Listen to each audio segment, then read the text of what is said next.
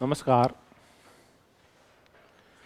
आज कई दिन बाद पब्लिक एडमिनिस्ट्रेशन की क्लास हो रही है। अब क्लासेस रेगुलर होंगी और उम्मीद है कि अगले 15-20 दिन में महीने में हम पब्लिक एड को कंप्लीट कर देंगे। तो अब हम लोक प्रशासन में जिस बिंदु की हम चर्चा कर रहे थे वो थी अभिप्रेरणा, मोटिवेशन।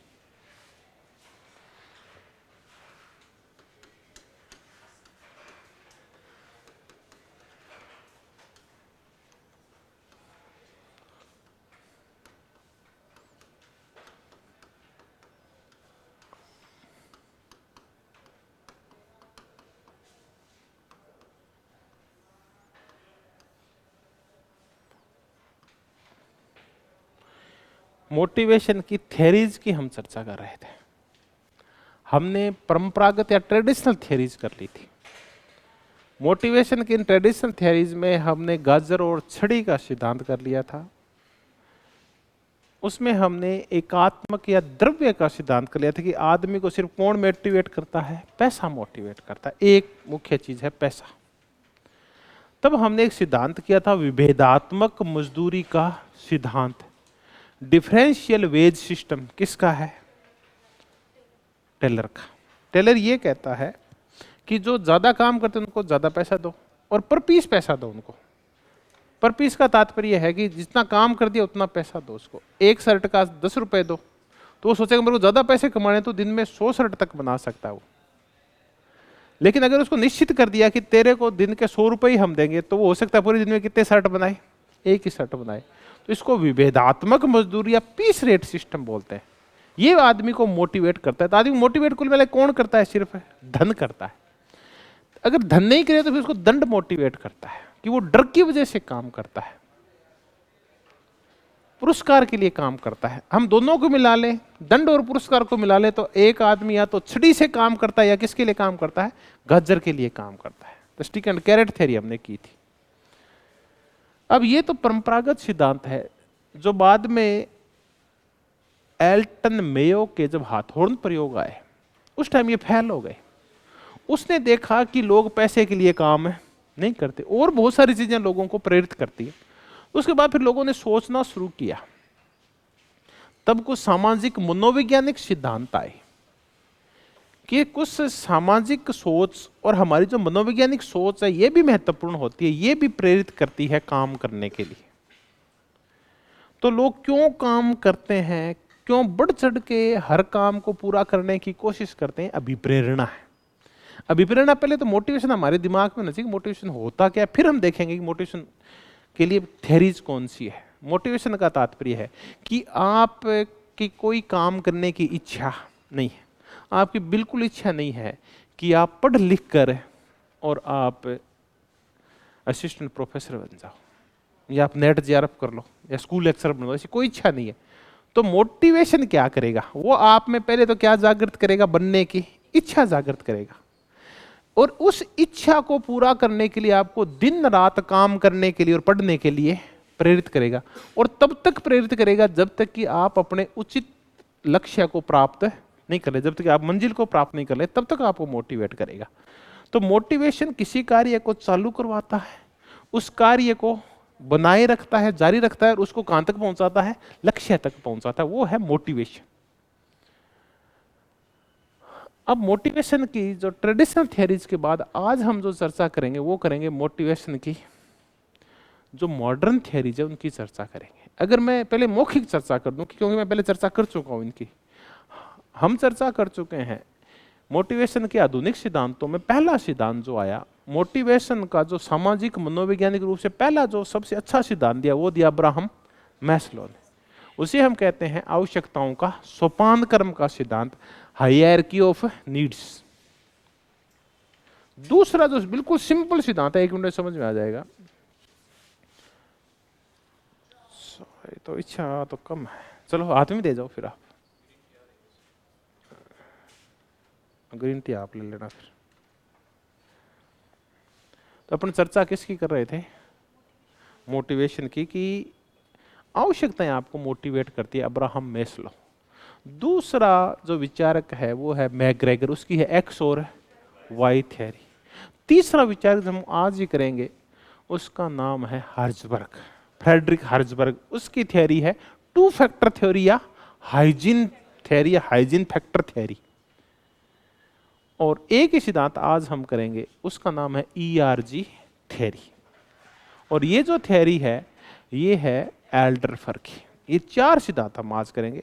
बाकी आउची का जेड सिद्धांत है, रूम का प्रत्याशा सिद्धांत है, तो ये हम कल चर्चा करेंगे। और तीन आवश्यकता सिद्धांत वो है मैकलीलैंड का। कई बार तो आपको आमतौर के ऊपर जो क्वेश्चन आते हैं वो यहीं से आते हैं। एक्स वाई थ्योरी किसकी है, आवश्यकता किसका है, आवश्यकता सोपान क्रम किसका है, या ERG थ्योरी किसकी है, या द्विघटक सिद्धांत किसका है। अगले फिर अंदर आते हैं, अंदर क्या है मैं वो बताऊंगा क्या पूछा जाता है, उसकी भी हम चर्चा कर लेंगे। शुरुआत हम अब्राहम मैस्लो से करेंगे आज।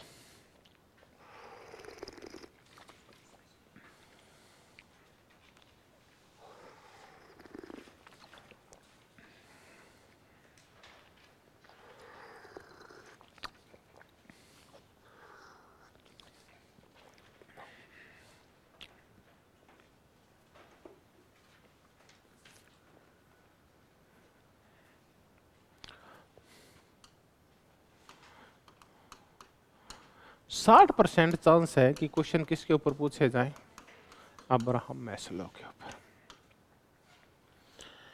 अब्राहम मैस्लो की एक पुस्तक है, आप याद हो जाए ठीक है, वरना कतई आवश्यक नहीं है, मोटिवेशन एंड पर्सनैलिटी, अभिप्रेरणा और व्यक्तित्व, ये इसकी पुस्तक है।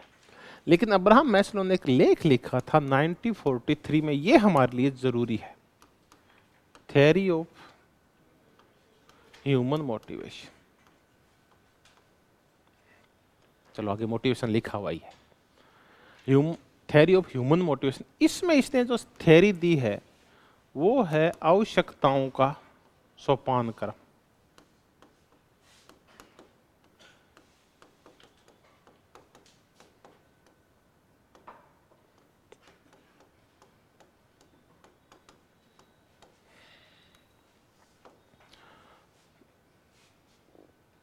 चाय रखे गया है क्या, चाय पिए, कौन नहीं पी गया चाय? अरे दोस्त सोचना नहीं है, ग्रीन टी है, सोचना था ही नहीं। आवश्यकताओं का सोपान क्रम,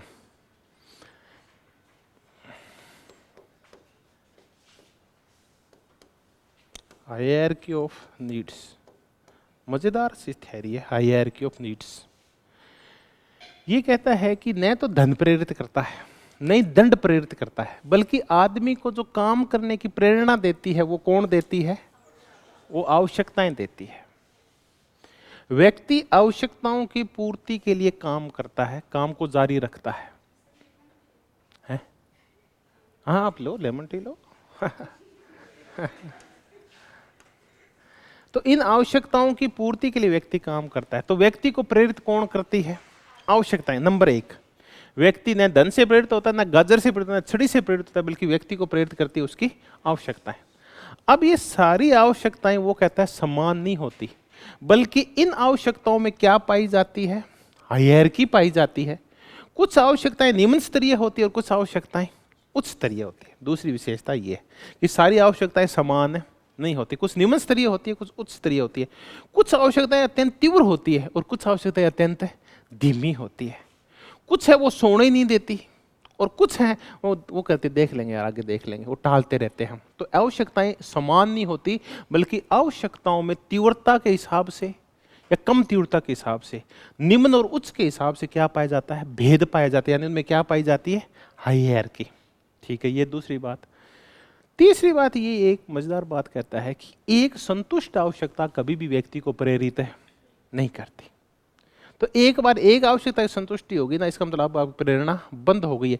तो संतुष्ट आवश्यकताएं कभी भी व्यक्ति को कार्य करने के लिए प्रेरित नहीं करती। तीसरी बात, बड़ी बात। चौथी बात ये कहती है कि आवश्यकताएं कभी भी संतुष्ट नहीं होती, इसलिए व्यक्ति कभी भी पूर्ण संतुष्ट होके, और ये नहीं कि सब अभिप्रेरणाएं बंद हो जाए, तो जीवन भर अभिप्रेरणाएं चलती ही रहती है। क्यों चलती रहती है बताओ, हाँ बताओ। क्योंकि व्यक्ति की आवश्यकताएं संतुष्ट नहीं होती, इसलिए व्यक्ति ताजिंदगी क्या रहता है, अभिप्रेरित रहता है। अब हमारे पास देखने के लिए क्या है, व्यक्ति को आवश्यकताएं प्रेरित करती है। नंबर एक, सारी आवश्यकताएं एक जैसी नहीं होती, बल्कि आवश्यकताओं में पद सोपान पाए जाते हैं, ऊंची और नीची आवश्यकताएं होती है, दो सीढ़ियां पाई जाती है उनके अंदर भी। तीसरा, एक संतुष्ट आवश्यकता कभी भी व्यक्ति को अभिप्रेरित है, मोटिवेट नहीं करती काम करने के लिए। संतुष्ट हो गया आदमी, एक आवश्यकता पूरी होगी तो आदमी क्या हो जाएगा, संतुष्ट हो जाएगा। चौथा है कि व्यक्ति कभी भी संतुष्ट नहीं होता, क्योंकि आवश्यकताएं बनी ही रहती है। तो आवश्यकताएं बनी रहती है ताजिंद की, इसलिए व्यक्ति ताजिंद की भागता रहता है। ठीक है, अब इसको हम कैसे समझें? हम एक सिंपल सी थ्योरी से समझते हैं कि एक व्यक्ति कैसे होता है। जैसे हम बच्चे थे तो हम कागज की किश्ती से मान जाया करते थे। थोड़े से बड़े हुए तो हमें हेलीकॉप्टर, खिलौना हेलीकॉप्टर चाहिए, और बड़े हुए तो हमें साइकिल चाहिए, वो प्रेरित करता था 8वीं पास करने के। 10वीं के लिए हमें 12वीं तक बाइक चाहिए, हमें फर्स्ट ईयर तक या कॉलेज या एमए तक आते आते हमें मोटिवेट कौन करती है, कार करती है। अब आपके पिताजी कहते बेटा तू ऐसे कर, तो यार एमए करके दिखा दे, मैं तेरे को साइकिल दिला दूंगा। तो एमए करना छोड़ दूंगा, साइकिल मुझे नहीं चाहिए, कार दिलाओ तो मैं एमए में फर्स्ट डिवीजन ला के दिखा दूं, और मैं आपको नेट जेआरएफ भी करके दिखा दूं। अब आपको जेआरएफ प्रेरित क्यों करती है? जेआरएफ आपको क्यों प्रेरित करती है? क्योंकि उससे थोड़ी सी आपकी क्या आ जाती है, स्टेबिलिटी आ जाती है, एक आपका सोशल स्टेटस सा बन जाता है, एक संतुष्ट हो जाती है। लेकिन एक बार आपको 30-40 हज़ार रुपये मिलने, फिर वो पैसे प्रेरित नहीं करेंगे, फिर कहेंगे यार कोई पद प्राप्त करे ताकि अपना क्या हो जाए, थोड़ा सा नाम हो जाए और थोड़ी जीवन में क्या आ जाए, स्थायित्व आ जाए। तो क्या पैसा थोड़ी मोटिवेट कर रहा है? पोषण ने एक बार जेआरएफ करने के लिए तो मोटिवेट कर दिया, उसके बाद वो मोटिवेट नहीं करेगा। फिर आप पद चाहते हो, फिर पद चाह लिया ना आपने, एक बार पद प्राप्त हो गया, अगर स्कूल लेक्चर बन गए, फिर आप क्या चाहेंगे, अगली आवश्यकता हो गया ढंग के घर में क्या हो जाए, शादी हो जाए, तो पत्नी क्या आ जाए, अच्छी आ जाए। फिर पत्नी अच्छी आ गई तो फिर इच्छा है कि यार एक अपना क्या बना लेंगे, घर सा बना ले। फिर घर भी बन गया, फिर क्या ट्रांसफर नहीं हो, ये भी एक ठीक है, जैसलमेर से अपने गांव के आसपास आ जाएं, बाड़मेर से, या कहीं बाहर है तो बाड़मेर में आ जाएं वापस, ठीक है वो। फिर ये सारी चीज़ें, उसके बाद बच्चे का प्रेरित करते हैं, फिर सबको संतुष्ट होता है कि यार मेरे को जानता नहीं, मैं कोई अच्छे काम करूँ, वो चीज़ें, फिर मेरा समाज में नाम हो। ऐसे करके व्यक्ति में जीवन मन से में आवश्यकताएं बढ़ती रहती है, और व्यक्ति काम करने के लिए क्या रहता है, मोटिवेट करता है। धन उसको 1-2 बार ही मोटिवेट करता है, दंड उसको जीवन में 2-4 बार ही मोटिवेट करता है, ताजिंद की मोटिवेट नहीं करता। तो ऐसे करके उसने एक theory the, hierarchy of needs. आवश्यकताएं व्यक्ति को प्रेरित करती है। अब हम बताएंगे आवश्यकताओं का सोपान क्रम। क्वेश्चन क्या आता है, ये तो सीधा आ जाता है कि अभिप्रेरणा के संबंध में आवश्यकताओं का सोपान क्रम सिद्धांत किसने दिया था, अब्राहम मैस्लो ने। फिर हमने कुछ बातें बताई कि सारी आवश्यकताएं एक जैसी नहीं होती, एक संतुष्ट आवश्यकता कभी भी आपको मोटिवेट नहीं करती, ऐसी कुछ मैंने बातें बताई आपको। अब हम हायरार्की ऑफ नीड्स बना लेंगे, सिंपल सा है बिल्कुल। ये कहता है, अब अगला क्वेश्चन यहां से आता है कि आवश्यकताएं कितने प्रकार की होती है, 5 प्रकार की। अगला क्वेश्चन आएगा कौन सी है और कौन सी नहीं है। वो कहता है जो पहली आवश्यकता होती है वो होती है शारीरिक आवश्यकता। दूसरी जो आवश्यकता होती है वो होती है सुरक्षा आवश्यकता।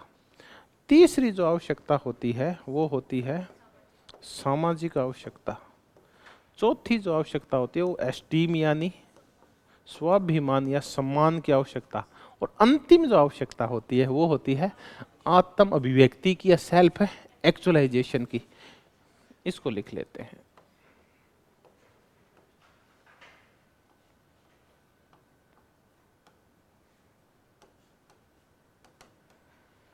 या आत्म अभिव्यक्ति की, जो व्यक्ति अपने आप को पूर्णतः प्रकट कर देता है। शारीरिक आवश्यकताएं ये सबसे खतरनाक होती है, सबसे तीव्र होती है, लेकिन घटिया स्तर की होती है। शारीरिक आवश्यकताओं में आती है आपकी भूख पेट की आवश्यकताएं, आपकी शरीर की आवश्यकताएं, ठीक है। तो ये अन्न की आवश्यकताएं, शरीर की आवश्यकताएं, कपड़े की आवश्यकताएं, मकान की आवश्यकताएं, शादी के बाद और तो पुरुष की आपसी आवश्यकताएं, ये कौन सी आवश्यकताएं कहलाती है, शारीरिक आवश्यकताएं। ये अत्यंत तीव्र होती है। अगर आपको भूख लगी है, चाहे वो शरीर की लगी हो, पेट की लगी हो, मस्तिष्क की लगी हो, या आपको गले की प्यास हो, ये अत्यंत तीव्र होती है। कौन सी होती है, शारीरिक आवश्यकताएं। अगली होती है सुरक्षा आवश्यकताएं। जब ये पूरी हो जाती है ना, आदमी सबसे पहले किसके लिए भागता है, पेट के लिए भागता है। सबसे पहले वो चाहता है मेरे पेट में रोटी बढ़ जाए, बस इतना पर्याप्त है, ठीक है। अब जैसी रेट, अब मैं बताऊं, जैसे ये इनको आगे पीछे बांट लो चाहे। अब राव साहब है, राव साहब की पहली इच्छा क्या है, भूख पूरी हो जाए। भूख पूरी कैसे होगी? जब नौकरी लगेंगे तो क्या आएगा? पैसा आएगा। पैसा आएगा तो अच्छा खाने पीने की अब आ गया एक कि अब ठीक है, भूख है, नहीं मरेंगे। उसके जस्ट अगली कौन सी आवश्यकता है? अच्छा, ढोल बाजे भी बजाने हैं, अब वो भी तो कुछ आवश्यकताएं हैं, वो आवश्यकताएं प्रेरित करती है। ये कौन सी आवश्यकताएं कहलाती है? उसके बाद है सुरक्षा आवश्यकताएं, कि आपको रेगुलर क्या मिलता रहे? वेतन। आपको रेगुलर क्या मिलती रहे? पेंशन। आपको कोई गुंडा वुंडे प्रभावित नहीं करें, आपको न्याय मिलता रहे, न्याय समस्त तरीके से आपको न्याय मिलता रहे। आपके साथ कैसा व्यवहार हो? समानता का व्यवहार हो। आपके आसपास का माहौल हो वो कैसा हो? स्वतंत्रता वाला हो। न्याय, समानता, स्वतंत्रता ये वाला हो। गरिमा सबकी सी समान हो। ये ऐसी कैसी आवश्यकताएं हैं? ये सुरक्षा आवश्यकताएं। तो यानी आप आर्थिक रूप से इन सब रूपों से क्या प्राप्त करना चाहते हैं? सुरक्षा प्राप्त करना। हर एक व्यक्ति ये चाहता है कि यार मैं ऐसी नौकरी करूं कि मेरा वेतन फिक्स हो, ये नहीं है कि कभी कम हो गया कभी ज़्यादा हो गया, नहीं, ठीक ठाक सा मिलता रहे, मेरा जीवन चलता रहे। उसके बाद उसको कौन मोटिवेट करता है? पेंशन। यार ऐसा काम करूँ जिससे मुझे बुढ़ापे में क्या मिले? पेंशन मिले। तो ये वो सुरक्षाएँ हैं जिनको आप कौन सी सुरक्षाएँ कह सकते हैं? आर्थिक सुरक्षाएँ वगैरह कह सकते हैं। ये आपको प्रेरित करती है। उसके बाद है, ये पूरी हो जाती है ना, फिर कौन सी आती है? सामाजिक आवश्यकताएं। अब ये जो सामाजिक आवश्यकताएं हैं, इनमें आप कहते हैं कि मुझे प्रेम मिले सबका, आपके साथ कोई कैसा भाव रखने वाला हो? अपनत्व का भाव रखने वाला हो। आपके साथ आपका दायरा क्या हो? मित्रता का हो। आपके साथ कोई स्नेह करने वाला हो। यानी आप समाज से जुड़ना चाहते हैं। पहले आप अपने पेट के बारे में सोचते हैं, फिर आप चाहते हैं कि मेरा भावी जीवन क्या हो? अच्छा हो जाए, सुरक्षित हो, मुझे वेतन पेंशन मिलता रहे, समाज जो सरकार जो सुविधाएं विधाएं दे रही है न्याय व्याय की, वो सब स्कॉलरशिप वगैरह वो मिलती रहे मुझे। फिर आप चाहते हैं ये सारी चीज़ें मिल गई, अब मैं चाहता हूँ कि समाज में शांति रहे, सारे लोगों से मेरी मित्रता हो, मेरा दायरा आते हैं तो विस्तृत हो, मेरे से सारे लोग स्नेह करें, प्रेम पूर्वक बोले मेरे से। ये व्यक्ति को प्रेरित करती है। फिर व्यक्ति, अब जब आप शिक्षक बन जाओगे ना, पहले इनके लिए दौड़ोगे, पहले ये दौड़ा रही है आपको, फिर आप इनके लिए दौड़ोगे, इनके लिए हड़तालें करोगे। अब यहाँ से संतुष्ट हो जाओगे तो फिर आप शादियों में जाओगे, लोगों से मिलोगे, ठीक है, उनसे मित्रता करोगे। आपका दायरा क्या करना चाहते हो? आप विस्तृत करना चाहते हो, आप समाज से जुड़ना चाहते हो कि मैं शिक्षक बन गए, दिन पढ़ रहा था, अब समाज में मेरा दायरा है, उसको बढ़ाऊँ मैं। तो फिर वो आप दायरा बढ़ाते हैं, प्यार, अपनत्व, मित्रता, स्नेह का। फिर आप क्या आता है? स्वाभिमान आता है, एस्टीम आता है। इसमें दो चीज़ें आ जाती है, एक तो आ जाती है उपलब्धि, और दूसरी है आपकी पहचान या आपके कार्यों को क्या मिलनी चाहिए? मान्यता। अगला क्वेश्चन ये आता है कि जो स्वाभिमान की आवश्यकता है उसमें कितनी आवश्यकता अंदर घुसी हुई है? दो, एक तो उपलब्धि और दूसरी मान्यता। इसका तात्पर्य है कि अब आप आत्मनिर्भर हैं, किसी पर भी निर्भर है नहीं है। आप आत्मनिर्भर हैं, आपके पास शक्ति है, आपकी एक स्वतंत्र रूप से क्या है? एक है पहचान है। अब इन सब से मन भर जाता है फिर आपका, फिर आप पहचान बनाने की कोशिश करते हैं। अब देखो, आप जो नबार्ड में उस साइड के हैं, वहाँ ये जैनी आते हैं वापस अपने गांव, शादी करने आते हैं जरूर, या वो मंदिर बनाने जरूर आते हैं। उस टाइम वो क्या करने आते हैं? अपनी पहचान दिखाने आते हैं कि हम भी हैं, हमारी भी कोई पहचान, हमें भी लोग जाने कि एक जैनी है जो बेंगलोर में रहता है और बहुत ही अमीर है। तो वो काय के लिए दौड़ रहा है? अपनी पहचान के लिए। इसमें आप काय के लिए दौड़ते हैं? शक्ति के लिए, आत्मनिर्भरता के लिए, समाज में आपके कामों की मान्यता मिले कि आप जो कर रहे हैं वो बहुत ही अच्छा कर रहे हैं। तो ये है स्वाभिमान की आवश्यकताएं। और अंत में कौन सी आवश्यकताएं आ जाती है? Self actualisation. इसमें आप ना ढोंग बंद कर देते हैं, आपकी शक्ति की इच्छाएं, पहचान, आपको ऐसी कोई इच्छा नहीं है। अब आप में करुणा पैदा हो जाती है, अब आपको मानव प्रेम पैदा, अब सब अपने आप को, अब क्यों ना कि यहाँ आते आते आप वसुदेव कुटुंबकम जैसे हो जाते हैं। यानी अब आपको देखना हो कि सेल्फ एक्चुअलाइजेशन किस में था? तो वो तो गांधी में था, वो टैगोर के अंदर था। टैगोर की ये इच्छा तो सारी पूरी हो गई थी, तो ये आ गया था इसमें। तो इसमें ना आप में मानवता आ जाती है, करुणा आ जाती है, आप पूरी मानवता से, पक्षियों से प्रेम करने लगते हैं। ये ना बुल्ले शाह जैसे लोगों में आ जाती है ना, ये जो देवता टाइप आदमी नहीं होते, ये कब बनते हैं? जब क्या हो जाते हैं? सेल्फ एक्चुअलाइजेशन आ जाता है जब इनमें। यानी इसको क्या बोलते हैं? आत्मसिद्धि। जब इसमें आत्मसिद्धि आ जाती है। अब है ना, आप दिखावे के लिए काम नहीं करते, बल्कि आप किस लिए काम करते हैं? अपनी आत्म संतुष्टि के लिए काम करते हैं। अब आप संतुष्ट हो जाते हैं, अब आप एक अच्छे शिक्षक बनते हैं। नाम हो चाहे नहीं हो, आप अपनी आत्मिक संतुष्टि के लिए काम करें। अब आप रिटायर भी हो गए ना, तो भी आप शिक्षा का काम कर रहे हैं समाज में। रिटायर हो गए हैं तो आप समाज की भलाई के लिए चुपचाप बिना किसी कहे आप पेड़ पौधों की देखभाल करते रहते हैं। तो इसमें आप अच्छे शिक्षक बनते हैं, अच्छे संगीतकार बनते हैं, एक आदर्श नेता बनते हैं। तो इसमें जो चीज़ें आती है ना, वो कौन सी होती है? जो क्या होती है? आइडियल होती है। आपकी पहचान की इच्छा नहीं होती कि लोग मुझे जाने, फिर भी आपकी विशिष्ट पहचान अपने आप ही बन जाती है इस क्षेत्र में। तो इसमें अब आपको ये चीज़ें प्रेरित करती है, आप अच्छे संगीतकार, नामी संगीतकार बने। अब संगीतकार इसलिए नहीं बनने कि आपको पैसा मिले, आपको वेतन मिले, प्यार अपनत्व मिले, पहचान मिले, शक्ति मिले, बल्कि आप अच्छे संगीतकार इसलिए बनना चाह रहे हैं क्योंकि अब आपको संगीत क्या देता है? आनंद देता है। अब आप काय के लिए जी रहे हैं? अब आप जी रहे हैं अपने आत्मिक आनंद के लिए। ये है आनंद, यहां आपके आनंद आता है। तो फिर दो प्रकार के संगीतकार होते हैं, एक होता है बेजू बावरा और एक होता है तानसेन।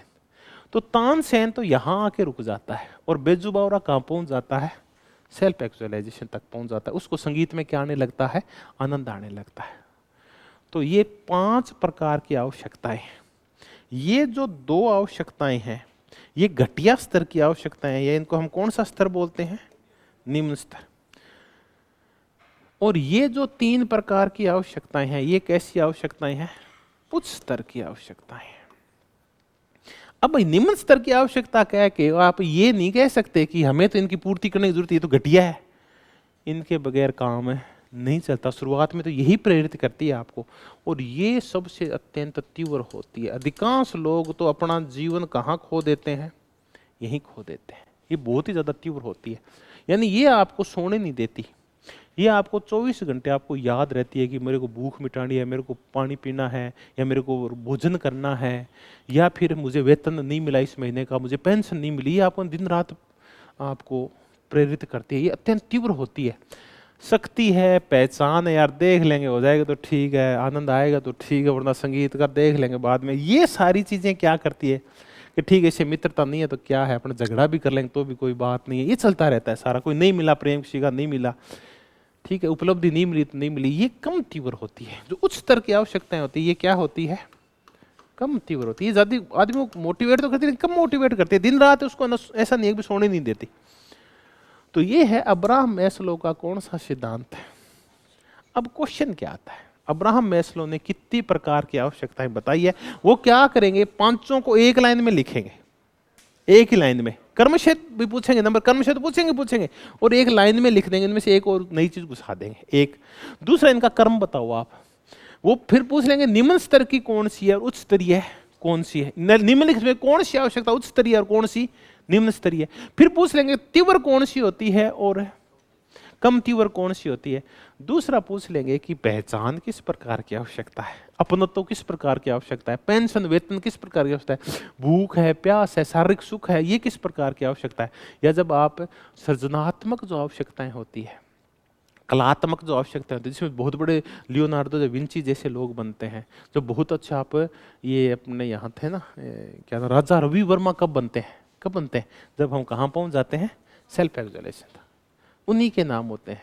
फिर सिम्फनी कौन बजाता है? फिर हम ना उस लेवल पे पहुंच जाते हैं जब वो बनारस में वो बजाया करता था ना, बिस्मिल्लाह खां। तो बिस्मिल्लाह खां कहाँ तक पहुंच गया था?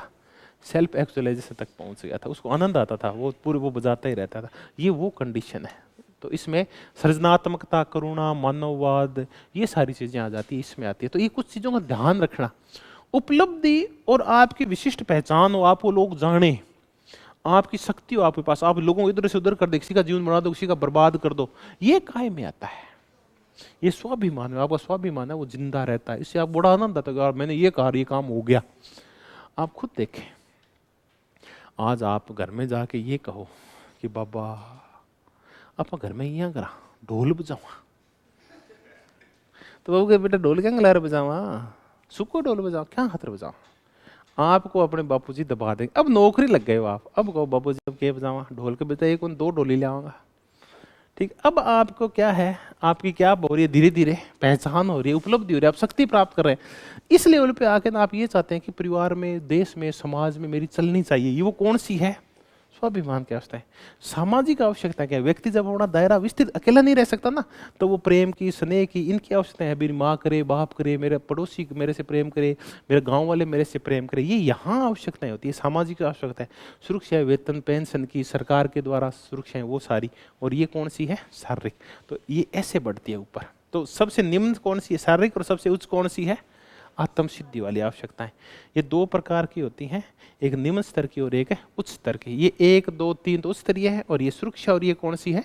ये निम्न स्तरीय है। अब यहां से एक बार ये जब समझ में आ जाता है ना, तब ये मुद्दा समझ में आ जाता है। अब मैं एक बार इनको हटा देता हूँ, एक बार रिपीट करूंगा तो आगे समझ में हमारे लिए आसान हो जाएगा। चलो, इसको गड़बड़ कर दी, मैंने हटा ही दिया, तो हटा ही दो। मैस्लो ने कितने प्रकार की आवश्यकताएं बताई है? 5 प्रकार की बताई है। एक बार आपकी याद है, ठीक है? भूख, प्यास और ये शारीरिक इच्छाएं, ये क्या है? ये शारीरिक इच्छाएं। वेतन की, पेंशन की, न्याय, स्वतंत्रता, ये सुरक्षा आवश्यकताएं कि आपको सुरक्षा मिलनी चाहिए, चाहे वो भौतिक हो, चाहे वो सरकार की तरफ से, राज्य की नहीं, शासनिक सुरक्षा हो, या किसी और प्रकार की सुरक्षा, भौतिक सुरक्षा हो आपकी। फिर आता है समाज में प्रेम, अपनत्व, स्नेह, ये सामाजिक आवश्यकताएं। फिर जो आवश्यकताएं आती है वो है उपलब्धि की, मान्यता की, मेरी रिकॉग्नाइजेशन, मेरी पहचान, लोग जाने की फलाना सिंह है ये। हाँ, तो ये फलाना सिंह वाली आवश्यकता कौन सी आवश्यकता है? ये वो वाली आवश्यकता, एस्टीम की, स्वाभिमान है।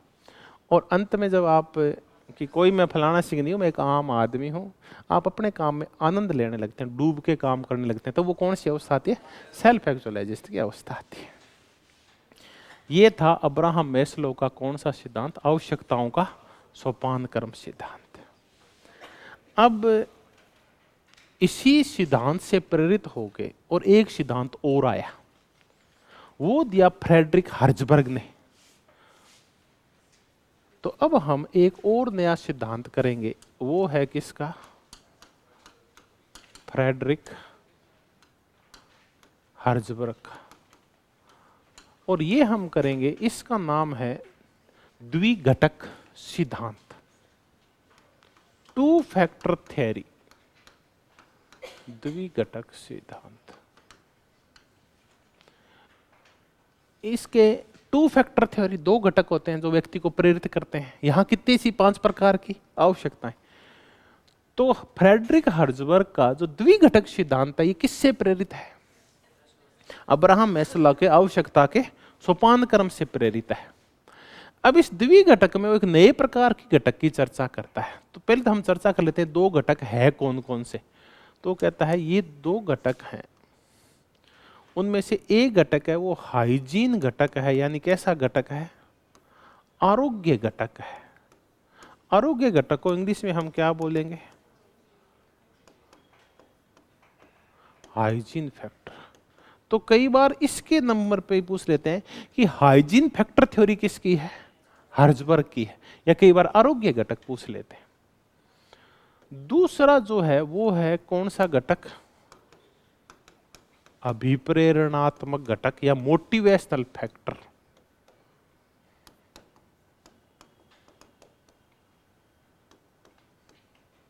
अब इसकी चर्चा करते हैं, ये क्या है? हाइजीन घटक। पहले तो हमें इसको समझना होगा कि ये है क्या। हाइजीन शब्द आया कहाँ से है? ये हाइजीन घटक आया है हॉस्पिटल से, स्वास्थ्य क्षेत्र से, एक अस्पताल में। अस्पताल में जब एक मरीज भर्ती होता है तो वहाँ उसको 2 चीज़ें स्वस्थ करती, मतलब काम आती है वहाँ। एक तो हॉस्पिटल क्या होना चाहिए? हाइजीन होना चाहिए।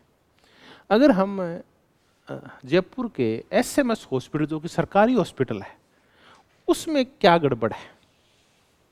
उसमें गड़बड़ है, डॉक्टर तो बहुत अच्छे हैं, लेकिन वहाँ हॉस्पिटल क्या नहीं है? हाइजीन नहीं है। इसलिए हमें देखते ही उसको हम आधे तो बीमार, और हम स्वस्थ आदमी भी क्या हो जाता है? बीमार हो जाता है वहाँ के उसको देख के। तो ये जो हाइजीन घटक है, ये जैसे प्रेरित किससे है? ये कहाँ से आया है? ये नंबर 1 स्वास्थ्य क्षेत्र से आया है। ठीक है। अब ये हाइजीन होते क्या है? हॉस्पिटल में एक मरीज भर्ती हुआ तो उसको हॉस्पिटल को सैनिटाइज किया जाता है, हाइजीन किया जाता है। सैनिटाइज किया जाता है, वहाँ उसके फिनाइल के पोछे लगाए जाते हैं, वहाँ मक्खियों को मारने को वो किया जाता है, हाथ धोने के लिए वहाँ वो साबुन रखी जाती है। ये सारी चीज़ें क्या करती हैं? ये सारी चीज़ें कभी भी स्वस्थ नहीं करती, लेकिन आपको क्या रोकती है? अस्वस्थ होने से रोकती है। तो ये वो है जो आपको जीरो से कहाँ नहीं जाने देती, माइनस में नहीं जाने देती, लेकिन आपको कहाँ नहीं लेके आती, प्लस में भी नहीं लेके आती। तो वो है आरोग्य यानी हाइजीन घटक। ये आपको स्वस्थ करने का काम नहीं करते, बल्कि क्या रोकते हैं? आपके अस्वास्थ्य को रोकते हैं। तो ये वो घटक हैं जो आपके काय को रोकते हैं? असंतोष निवारक है ये। देखिए, वो कहता है कि आप इन दो चीजों को अलग करो। एक तो होते हैं संतोष देने वाले और एक होते हैं असंतोष का निवारण करने वाले। ये दो अलग अलग चीजें हैं। दवाइयां अलग होती है और सैनिटाइजर अलग होता है। दवाइयां आपके रोग को ठीक करती है और सैनिटाइजर आपको और रोग होने से रोकता है। तो ये है असंतोष निवारक होते हैं, जो आरोग्य घटक होते हैं। ये मेंटेनेंस कारक होते हैं। मेंटेनेंस कारक का तात्पर्य ये है कि आप जैसे हैं ना, आपको वैसे रख लेते हैं, मेंटेनेंस कर लेते हैं आपको कहां नहीं जाने देते, वापस नहीं जाने देते। ये आपके सिर्फ मेंटेन करते हैं, आपको ठीक है नहीं करते। आप जीरो पे, आपको जीरो पे रखते हैं, माइनस से नहीं जाने देते, तो इनको मेंटेनेंस कारक बोला जाता है। ये कैसे कारक है? बाह्य कारक है। हॉस्पिटल का सैनिटाइज होना, वहाँ मक्खी मक्खर मारने की दवाएं छिड़क देना, वहाँ फिनाइल का पोछा लगा देना, वहाँ टॉयलेट बाथरूम में गोलियां वगैरह रखना सारी फिनाइल वाली, ये सारे बाह्य कारक हैं, यानी आरोग्य घटक बाह्य होते हैं। अब ये आरोग्य घटक हैं, इनकी जरूरत कब पड़ती है? तो व्यक्ति कई बार क्या करता है, अपने काम से उसको मजा नहीं आता, काम में मजा नहीं आता ना, तो वो मोटिवेट नहीं होता। तो वो देखता है मेरे को काम में मजा क्यों नहीं आ रहा, तो उसका ध्यान काम की तरफ नहीं जाता। जब उसको आनंद नहीं आता काम में, तो उसका ध्यान पूरे परिवेश की तरफ, वातावरण की तरफ जाता है। तो एक आदमी ठीक नहीं हो रहा है, तो वो सोचता है यार इस हॉस्पिटल में बदबू आ रही है, इस हॉस्पिटल में मक्खियां उड़ रही है, इस हॉस्पिटल में कोई फिनाइल का पोछा नहीं लगाता, यहाँ जो कर्मचारी गंदे से कपड़े पहनते हैं, तो वो और ज्यादा बीमार होने लगता है। तो जब व्यक्ति कार्य में अच्छा अनुभव नहीं करते, उनको कार्य में जब आनंद नहीं आता, तो उनका ध्यान कहाँ जाता है? उस वातावरण में जहां वो काम कर रहे हैं उसकी तरफ जाता है। तो आरोग्य घटक हैं, ये काय से संबंधित होते हैं? आसपास के वातावरण यानी परिवेश से संबंधित होते हैं, आसपास के वातावरण से संबंधित होते हैं। अब ये क्या करते हैं? ये आपको कभी भी काम करने के लिए मोटिवेट नहीं करते, बल्कि मोटिवेशन के मार्ग में जो बाधाएं आती हैं उनको क्या करते हैं? दूर करते हैं। ये कारक आपको ये नहीं कहते कि आप बन जाओगे लेक्चरर तब बनोगे आप पढ़ोगे।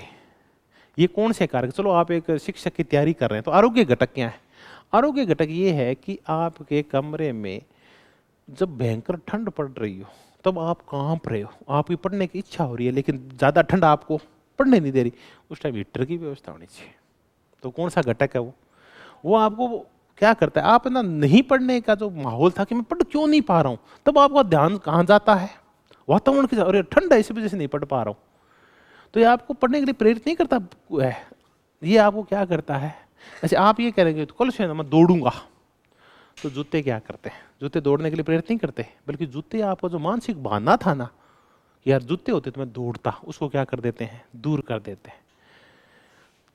तो ये है कौन से? वातावरण की तरफ और परिवेश की तरफ जो आदमी का ध्यान जाता है कार्य है संतुष्टि की वजह से, तब ये यहाँ काम आते हैं आरोग्य घटक, उसको रोकते हैं।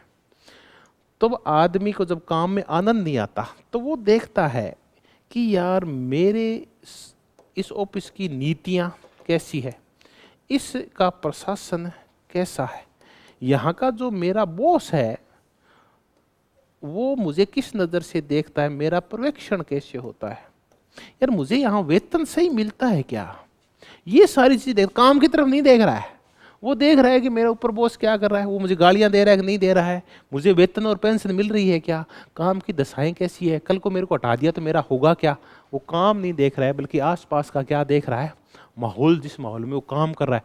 मेरे दोस्त मेरे बारे में क्या सोचे, मेरे जो कलीग्स पास में बैठे हैं उनके साथ मेरे संबंध कैसे हैं, कि यार मैं तो ना, ये मैं जब इधर उधर जाता हूँ मेरे पीछे आलोचना करते हैं और मेरे को ये गधा कहते हैं। तो इसका मतलब वो माहौल उसको क्या कर रहा है, डीमोटिवेट कर रहा है।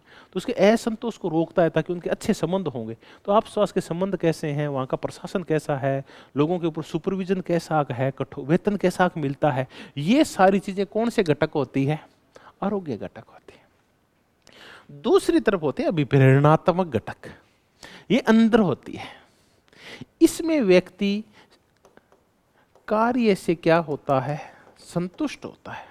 संतुष्ट होता है तो वो वातावरण की तरफ नहीं देखता बल्कि किसकी ओर तरफ देखता है, कार्य की ओर देखता है। अब क्या हुआ, चाहे कितनी ठंड पड़ रही हो, कुछ भी हो रहा हो, यार मेरे को तो बनना ही है, चाहे मेरे पास कुछ भी नहीं हो, तब आप दिन रात एक कर देते। ठंड पड़ रही हो, गर्मी पड़ रही हो, सर्दी पड़ रही हो, चाहे लाइट चली गई हो, फिर भी आप अगरबत्ती चला के पढ़ने लगते हो। इसका मतलब आप अपने कार्य से क्या है, संतुष्ट हैं। तो ये जो मोटिवेशनल फैक्टर होते हैं ना, आपकी असंतुष्टि दूर नहीं करते बल्कि आपको अपने कार्य से क्या प्राप्त करते हैं, ये संतुष्टि देते हैं। ये संतोषजनक कारक है, ये संतोष करते हैं आपको। जब अब ऐसा होगा ना तो आपका ध्यान वातावरण की तरफ नहीं जाएगा कि मेरे साथी क्या कर रहे हैं, मेरा बॉस कैसा है, बल्कि आप काम क्या कर रहे हैं।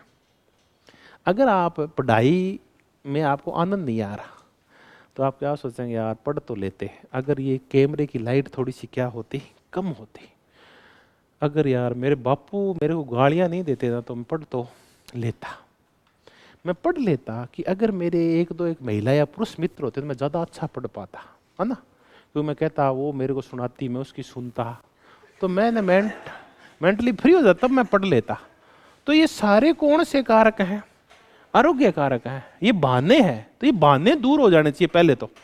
दूसरे हैं कि अब आपको काम में कुछ दिखाई दे रहा, कौन मेरा मित्र है, कौन मेरा दुश्मन है, गर्मी है, ठंड है, ऐसी चल रहा है, नहीं चल रहा है, ये कितनी रिफ्लेक्ट हो रहा है, मेरे पास पुस्तक है या नहीं, ये सारी चीजें, ये अब इसका मतलब आपको काय में आनंद आ रहा है, कार्य में। तो ये क्या करता है, संतोष।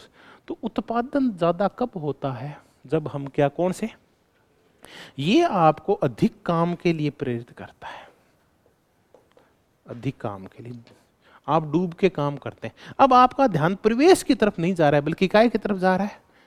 आप ये नहीं सोच रहे कि आज मैंने चाय नहीं पी, आप ये सोचेंगे कि आज मैंने 2 थिंकर्स को याद है नहीं किया। आज ये नहीं सोचेंगे कि आज मैं गया था तो मेरी जींस यहाँ से फटी हुई थी या मेरे जूते जराब अंदर फटी हुई थी, ये नहीं सोचेंगे। आप ये सोचेंगे कि आज मैं गया तो मैं 5 थिंकर नए सीखे हैं, उनको पढ़ूंगा। तो आप आसपास के माहौल पे क्या नहीं देते, ध्यान ही नहीं देते। तो ये कौन से घटक होते हैं, अभिप्रेरणात्मक घटक होते हैं। तो हर्जबर्ग कहते हैं आदमी 2 प्रकार के होते हैं। एक होते हैं जो काहे से प्रेरित होते हैं, हाइजीन से प्रेरित होते हैं। दूसरे वो होते हैं जो काहे से प्रेरित होते हैं, मोटिवेशनल फैक्टर से प्रभावित होते हैं। अगला क्वेश्चन ये आता कि इतना याद रखना है, आरोग्य घटकों को क्या कहा जाता है, मेंटेनेंस कारक कहा जाता है। ये बाह्य कारक होते हैं जो वातावरण में पाए जाते हैं और ये क्या कम करते हैं, आपका असंतोष कम करते हैं। ये आपको क्या देते हैं, संतोष देते हैं।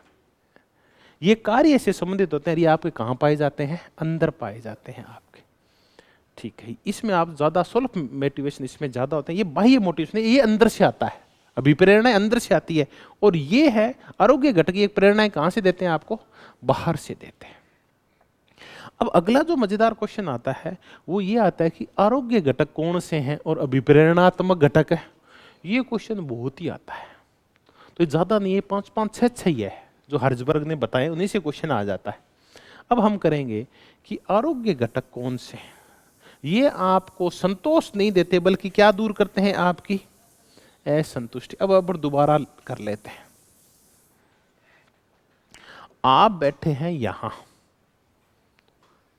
आपकी पढ़ने की इच्छा है, तो ये क्या करते हैं, आपको कहाँ नहीं जाने देते, वापस नहीं जाने देते कि ना तो मैं सोऊंगा, मैं तो कुछ नहीं करूंगा। ये वापस नहीं जाने देते क्योंकि मेरे पास एसी नहीं है, क्योंकि मेरे पास फ्रिज नहीं है। ये वापस नहीं जाने देते, आपको एसी फ्रिज सारी व्यवस्था मिल जाती है सारी। ये तो है ये वाले। और आपको आगे बढ़ने के लिए प्रेरित कौन सा करता है, ये आपको पीछे नहीं हटने देते और ये आपको कहाँ बढ़ाते हैं, आगे बढ़ाते हैं। दोनों में अंतर होता है, ये तो पीछे नहीं बढ़ने देना और ये कहाँ बढ़ाना, आगे बढ़ाना। ये आपके मार्ग में आने वाले हाइडल्स दूर करते हैं कि आप दौड़ रहे हैं, आपके मार्ग में क्या है, बाधाएं हैं, और ये आपको तेज दौड़ने के लिए प्रेरित करते हैं। तो ये तो बाधा निवारक है और कुछ भी नहीं है, और ये आपको तेज दौड़ने के लिए प्रेरित करते हैं, वो प्रेरणात्मक घटक होते हैं, ये आपको संतोष देते हैं। अब आ गया कि आरोग्य घटक कौन से हैं और अभिप्रेरणात्मक घटक हैं कौन से। आरोग्य घटकों में आप देखते हैं कि जो नीतियां हैं ऑफिस की या सरकार की वो कैसी है। चलो एक ही नीति है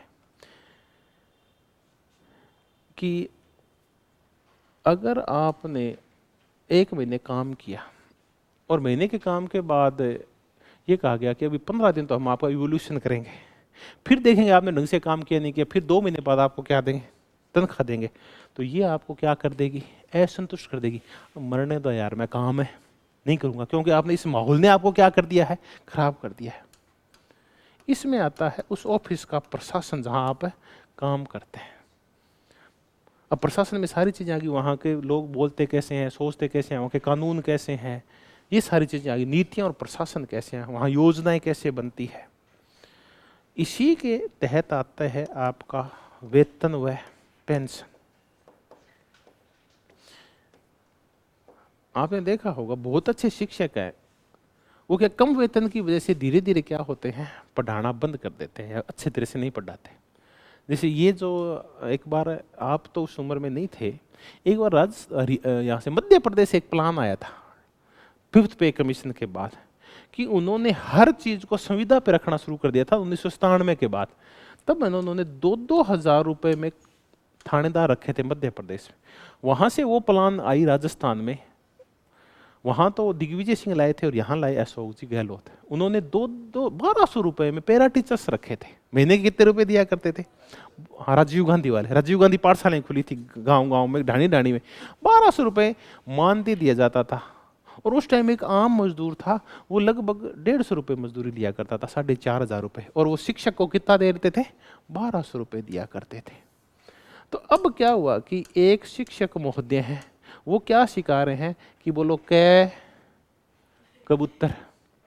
तो बच्चों ने कहा गुरुजी, बच्चों ने क्या कहा, बच्चों के माँ बाप ने कहा कि गुरुजी ओ किशोर कबूतर है, कि 1200 रुपया में तो कबूतर को मुंह ले पास ही हो सी गए। तो इसका मतलब वो कार्य से क्या है, असंतुष्ट है। उसका ध्यान कहाँ है, पूरे का पूरा वेतन की ओर है, न कि किसकी ओर है, कै की ओर, बच्चों को पढ़ाने की ओर नहीं है, बस उसका ध्यान वेतन की ओर है। ठीक है, ये कैसा घटक है, आरोग्य घटक है। कार्य दशाएं कैसी है, कार्य की दशाएं कि जहां कार्यस्थल है आपका वहां कैसी दशाएं है, बैठने की कुर्सी है क्या, वहां पंखा कूलर चलता है क्या, ठीक है, ये कार्य दशाएं होती है। तो वो कैसी का है। आपने देखा होगा कि प्रोडक्टिविटी बढ़ाने के लिए बैंक क्या करते हैं। आपने एक सरकारी पुराने से बैंक में चलते हैं जहाँ बाबूजी आए हुए हैं, ऊपर एक खर खर पंखा चल रहा है, बाबा आदम के ज़माने का पसीना आ रहा है, ये लो ऐसे कर रहे हैं ना। अब उनकी इच्छा नहीं है, उनकी इच्छा बाहर चले जाएंगे, ठंड में पेड़ के नीचे जाके बैठे, कार्य की तरफ उनका ध्यान ही नहीं है। पूरा ध्यान ही किसकी ओर है, वातावरण की ओर है।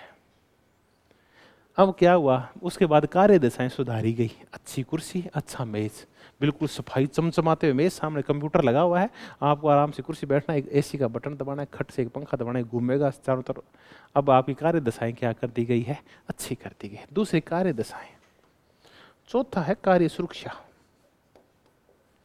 एक तो आपके तलवार लटकती रहती है कि यार हो सकता है मेरे को कल निकाल दे, परसों निकाल दे, इस कंपनी का कोई भरोसा नहीं है, तो आप ढंग से काम नहीं कर पाते, आप हमेशा ही असुरक्षा के भाव रहता है।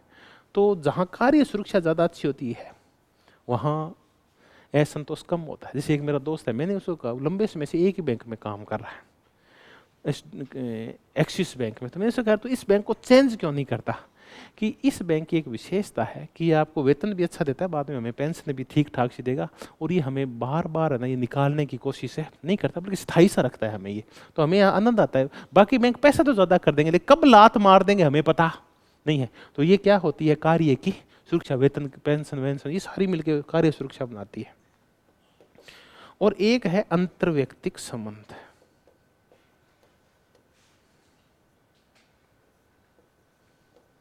इंटरपर्सनल, कि आपके संबंध कैसे हैं, ये ध्यान रखना आप स्कूल के अंदर या कॉलेज में जब भी है। इन संबंधों को या तो अवॉइड ही कर देना और या इनको अच्छे रखना। प्रेम से बोलने में कुछ नहीं जाता। अंतर व्यक्तिक संबंध अगर बुरे हैं ना तो 24 घंटे आपके संबंध ही चलते हैं। अच्छा मैंने बड़ मास्टर यहाँ के मैंने देख लिया।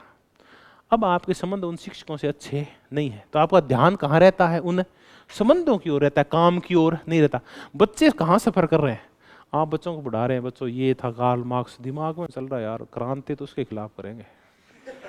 हाँ आज प्रिंसिपल तो सोचता आप किसी और के बारे में नहीं। इसका मतलब आपके वहाँ कार्यस्थल के ऊपर अंतर व्यक्तिक संबंध अच्छे नहीं है, आपके पर्सनल रिलेशन है औरों से अच्छे नहीं है।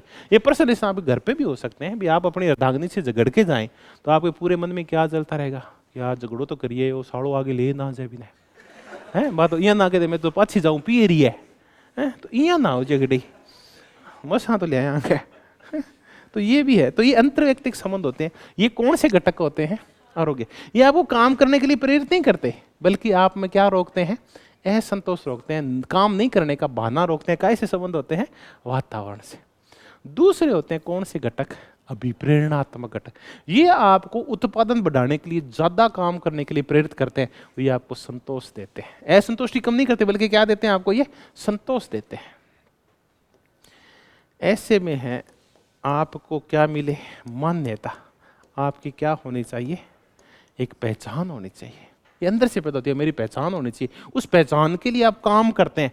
अभिप्रेरणात्मक घटक में हम वातावरण की ओर नहीं देखते बल्कि क्या देखते हैं कि मैं ज्यादा कार्य करूंगा तो मेरी ऑफिस में क्या बनेगी, पहचान। मेरी समाज में, मेरे गांव में, मेरे स्कूल में, मेरे कॉलेज में मेरी पहचान बनेगी। आप क्या चाहते हैं, उपलब्धि चाहते हैं।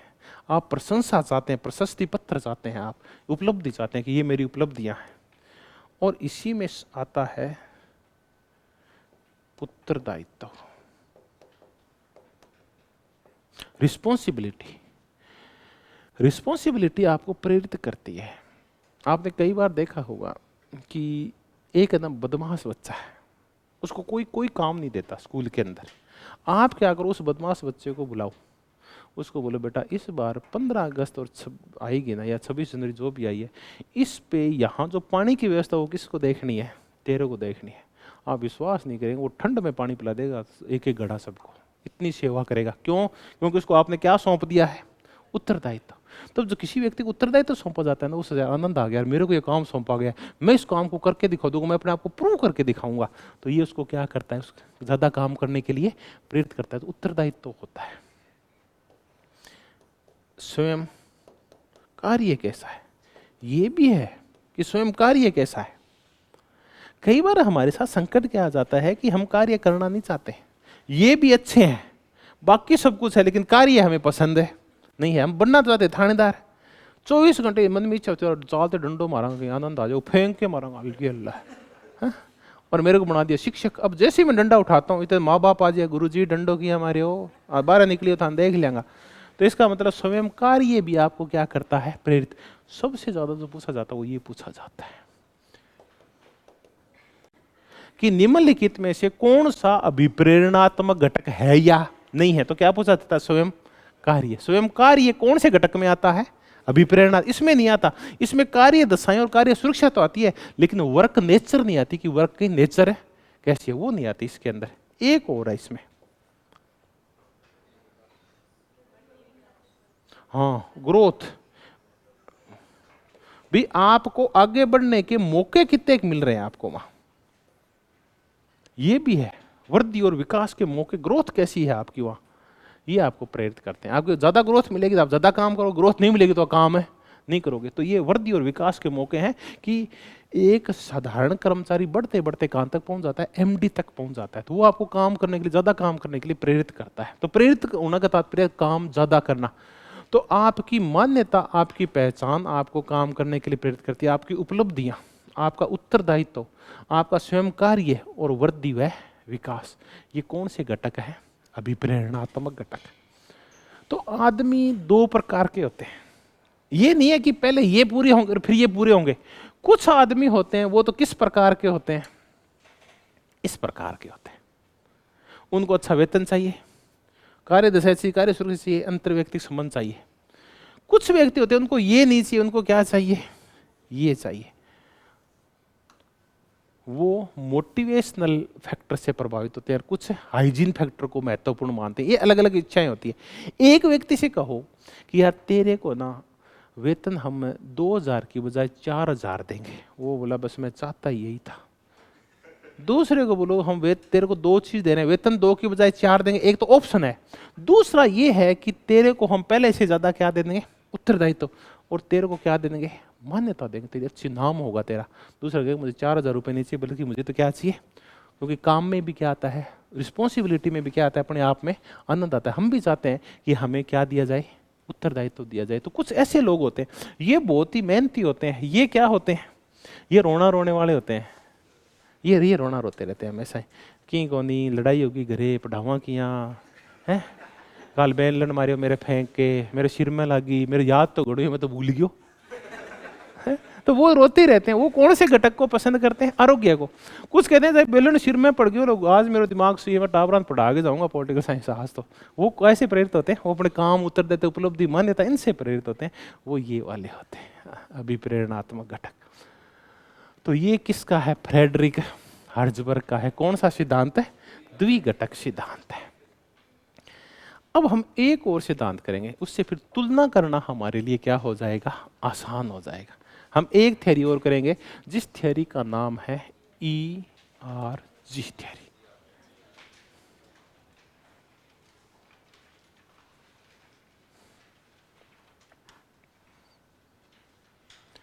अब हम एक जिस नए विचार की चर्चा कर रहे हैं उसका नाम है अल्डेरफर या अल्डरफर, आप जो भी कहें, इसकी चर्चा करेंगे। अल्डेरफर ने एक सिद्धांत दिया है ERG थ्योरी।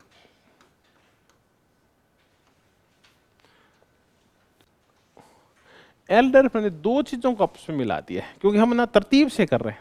मैस्लो से प्रभावित कौन है, हर्ज़बर्ग। और मैस्लो और हर्ज़बर्ग को दोनों को किसने मिला दिया है, अल्डरफर ने। और इसने कौन सी सिद्धांत दे दिया है, ERG की थ्योरी दे दी है। अब पहले तो हम ERG क्या है इनकी चर्चा कर लेते हैं। एक है एग्जिस्टेंस, यानी किसकी आवश्यकताएं, अस्तित्व की आवश्यकता है। अस्तित्व का तात्पर्य अपने जीवन को बचाना, अपने अस्तित्व को बचाए रखना, आपके पेट वेट भर जाना, पैसे वैसे थोड़े बहुत जेब में आ जाना, रोटी पानी की व्यवस्था हो जाना, इससे आपका क्या बना रहता है, अस्तित्व। ये होती है अस्तित्व की आवश्यकता है। दूसरी होती है रिलेटेडनेस। जब आपकी ये आवश्यकताएं हैं, ये कईयों को तो ये प्रेरित करती है, शारीरिक आवश्यकताएं, सुरक्षा आवश्यकताएं, ये प्रेरित करती है। कुछ होते हैं वो ये नहीं करते, वो रिलेटेडनेस उनको करती है।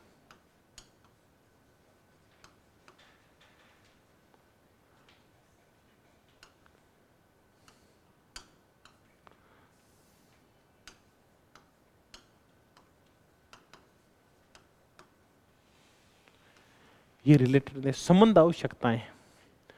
तीसरी है ग्रोथ, ग्रोथ आवश्यकता है। ये आत्म सिद्धि की आवश्यकताएं, विकास की आवश्यकताएं इसमें आती है। रिलेटेडनेस है कि समाज में आपसे अपनात्व, प्यार और स्नेह हो, और ये है अस्तित्व बचाने वाली आवश्यकता है। अब क्वेश्चन जो आता है, एक तो ये आता है ERG थ्योरी किसकी है, एक। दूसरा आपको ERG की क्या पता होना चाहिए, फुल फॉर्म पता होना चाहिए। हो सकता है ये रिलेटेडनेस को कुछ और लिख दे, एग्जिस्टेंस को इमरजेंसी कर दें, या एनर्जी लिख दे, कुछ भी लिख दे। तो ये इनके इंग्लिश याद करना, रिलेटेडनेस, ग्रोथ और कौन सी, एग्जिस्टेंस। अब हमारे लिए तुलना करना आसान हो जाएगा। अब हम कितने विचारकों की तुलना करें, 3 की। अब चीजें सिंपल हो जाएगी। अब आपको एक चीज तो याद हो ही गई कि ERG थ्योरी किसकी है, एल्डरफर की है। द्विघटक, 2 घटक कौन कौन से आप बताओ, हाइजीन और मोटिवेशनल घटक है, अभिप्रेरणात्मक और आरोग्य घटक है। ठीक है, एक परिवेश से संबंधित है, दूसरा कार्य से, स्वयं से संबंधित है। ERG में E क्या है, एग्जिस्टेंस है, अस्तित्व को बनाए रखना अपने आप को। रिलेटेडनेस, समाज से रिलेशन बनाना आपका, अपनत्व, प्यार, स्नेह। और ग्रोथ, वो आत्म सिद्धि वाली आवश्यकताओं की पूर्ति करना। ठीक है, अब हमने देखा सबसे पहले जो हमने चर्चा की थी, वो शुरुआती जो चर्चा हमने की थी वो की थी अब्राहम मैस्लो की। अब हमारे पास मैस्लो है, अब्राहम मैस्लो। इसकी जो आवश्यकताएं हैं वो कौन सी है? शारीरिक है, फिर वो सुरक्षा है, फिर वो सामाजिक आवश्यकताएं हैं, सोशल नीड्स हैं, फिर वो स्वाभिमान की है, एस्टीम है, और आत्म सिद्धि की या सेल्फ एक्सुलेशन की है। ठीक है जी, हो गया। ये है मैस्लो।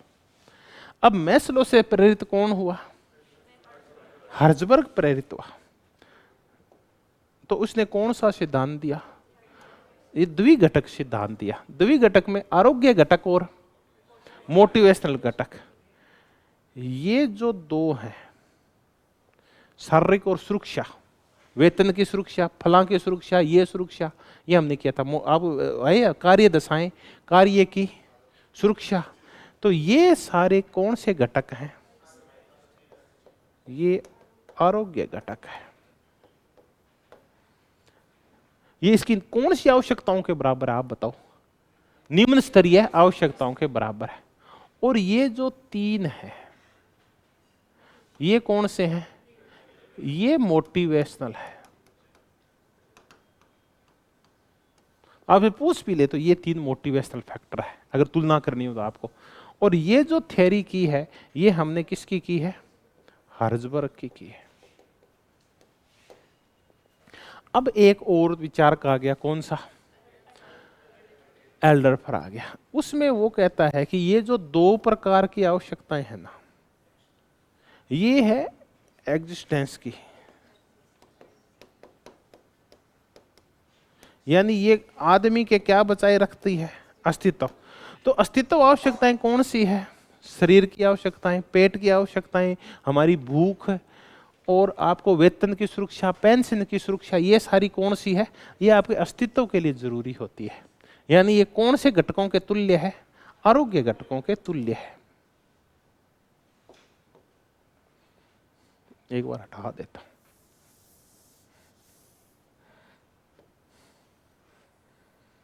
ये है आपके एग्जिस्टेंस के। अब ये स्वाभिमान से लेके, आधे स्वाभिमान से लेके, और ये वाली जो है, ये है रिलेटेडनेस। अगर आप ऐसा नहीं भी चाहें तो आप सामाजिक आवश्यकताएं, सामाजिक आवश्यकताओं में क्या किया था आप बताओ? अपनत्व की, स्नेह की, प्रेम की। इसमें हम क्या चाहते हैं? जुड़ना चाहते हैं, रिलेशन बनाना चाहते हैं पूरे समाज के साथ। और अंत में जो आवश्यकताएं हैं वो कौन सी है? ये यहां तक ले आओ इसको, आद्य स्वाभिमान, आत्म सिद्धि वाली आश्रय। ये कौन सी है? ये ग्रोथ की है, ये ग्रोथ की आवश्यकता है। और ये जो हमने सिद्धांत किया वो किसका किया?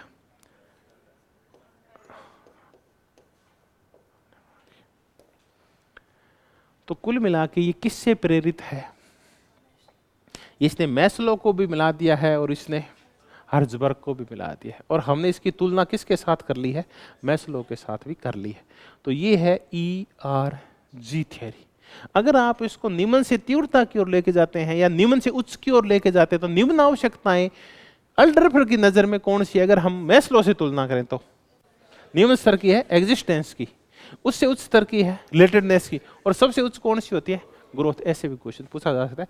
आमतौर पे या तो इनकी फुल फॉर्म पूछ लेंगे या एक चौथी ओर लगाएंगे कि कौन सी इसमें से नहीं है। तो या तो ई के दो शब्द बना देंगे, या आर के दो शब्द बना देंगे, या ग्रोथ के दो शब्द बना देंगे, या गारंटी वारंटी कुछ भी लिख देंगे यहाँ।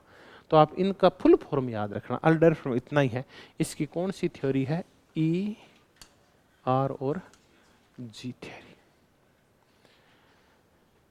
एक वो विचारक है नेस, वो ये कहता है कि इन दोनों के सिद्धांत ना, मैस्लो और हर्ट्जबर्ग के सिद्धांत है, ये महान गलत सिद्धांत है। एक कई बार ये कोटेशन भी आ सकती है कि महान गलत सिद्धांत है। अब हम अगर पूरे मुद्दे को समेटें, तो एक बार मैं साइड में हो जाता हूँ, पूरे मुद्दे को अगर हमें समेटना हो तो कैसे करेंगे? तो मैंने आपको आज 3 सिद्धांत कराए। अब्राहम मैस्लो का आवश्यकताओं का सोपान क्रम, हायरार्की ऑफ नीड्स। मैंने आपको हर्ट्जबर्ग का क्या करवाया? 2 फैक्टर थ्योरी या हाइजीन फैक्टर थ्योरी। और अल्डरफर का क्या कराया? ERG थ्योरी करवाई। जब मैं आपको मैस्लो करवा रहा था तो मैंने कहा, मैस्लो कहता है कि प्रेरित कौन करती है? आवश्यकताएं करती है। आवश्यकताएं बराबर नहीं होती बल्कि हायरार्कियल होती है। एक संतोषजनक आवश्यकता कभी भी आपको प्रेरित नहीं करेगी। आपकी नई नई आवश्यकताएं पैदा होती रहेगी और आप प्रेरित होते रहेंगे। ठीक है, अब कितने प्रकार की थी ये भी कर ली। इसमें अंदर कौन सी आती है ये ध्यान रखना आपको। प्रेम, स्नेह, अपनत्व और बंधुत्व की भाव कहाँ पैदा होते हैं? सामाजिक, ये रिलेटेडनेस में आते हैं। आप सृजनात्मकता और व्यापक खुले दिल वाले और कार्य में आनंद लेने वाले, ये कौन होते हैं? आत्म सिद्धि वाले। आप पहचान चाहते हैं, शक्ति चाहते हैं, मन चाहते हैं, उपलब्धि चाहते हैं, ये स्वाभिमान में आती है। और सबसे घटिया कौन सी है? शारीरिक वाली। लेकिन तीव्र कौन सी होती है? घटिया भले ही सबसे तीव्र ये होती है। ठीक है, आरोग्य घटक और मोटिवेशनल घटक हर्ट्जबर्ग के हैं। ये किससे रिलेटेड होते हैं? वातावरण से। और ये स्वयं कार्य से। ये असंतोष को नहीं रोकते हैं, ऐसा तो बढ़ा नहीं, असंतोष को रोकते हैं। असंतोष बढ़ रहा है उसको रोकते हैं, स्टेबल कर देते हैं उसको। और ये काम को बढ़ाते हैं, संतोष को बढ़ाते हैं। आरोग्य घटक है कौन से? ये ध्यान रखना, इनको मेंटेनेंस घटक बोला जाता है। ये है कार्य दशाएं, कार्य सुरक्षा, वेतन वगैरह, आपके आसपास संबंध कैसे हैं और आपके ऊपर सुपरविजन किस प्रकार का है। अगर आपका सुपरवाइजर बहुत ही घटिया है, बार बार आपको गालियां दे रहा है, आपको उत्पीड़न कर रहा है, आपको परेशान कर रहा है, तो आपका ध्यान काम की तरफ नहीं जाएगा बल्कि किसकी तरफ जाएगा? उसकी गालियों की तरफ जाएगा। आप डिमोरलाइज हो जाएंगे। तो अच्छा होना चाहिए आपका जो पर्यवेक्षक है, वो दोस्ताना होना चाहिए। फिर है मोटिवेशनल। ये आपको ज्यादा काम करने के लिए, ज्यादा उत्पादन करने के लिए प्रेरित करते हैं। और ये मोटिवेशनल कौन से हैं? आपकी उपलब्धि है, मान्यता है, स्वयं कार्य है, आपकी पहचान है, आपकी मान्यता है। ये सारा विकास और ग्रोथ की आवश्यकता है, मोटिवेशनल है। ये पूछा जाता है कौन सा घटक आरोग्य और कौन सा? आमतौर पे कौन से घटक पूछे जाते हैं? आरोग्य घटक। आरोग्य घटक पूछ के उसमें एक ही शब्द घुसाया जाता है, स्वयं कार्य, क्योंकि वो 2 लिखेगा, कार्य दशाएं और कार्य सुरक्षा। तो वर्क कंडीशंस और वर्क सिक्योरिटी और स्वयं और सेल्फ वर्क। तो आपसे वर्क ही वर्क आ रहा है, वर्क तो होगा ही, उसमें नहीं होगा। उसमें क्या नहीं आएगा? स्वयं कार्य नहीं आएगा। स्वयं कार्य काय में आता है? मोटिवेशन में आता है। फिर हम आगे अल्डरफर की ओर। इसने फिर इन दोनों को मिला के एक सिद्धांत दे दिया, ERG सिद्धांत। एग्जिस्टेंस, रिलेटेडनेस, समाज से जुड़ना और क्या करना? ग्रोथ करना। कल हम आएंगे तो X और Y और बाकी थ्योरीज करके, और कल ही हम कोशिश यही रहेगी, कल तो कुछ बचा ही नहीं है बड़ा, हम क्या शुरू कर देंगे? लीडरशिप की शुरुआत कर देंगे। चलिए, धन्यवाद, बहुत बहुत धन्यवाद। Thank you very much.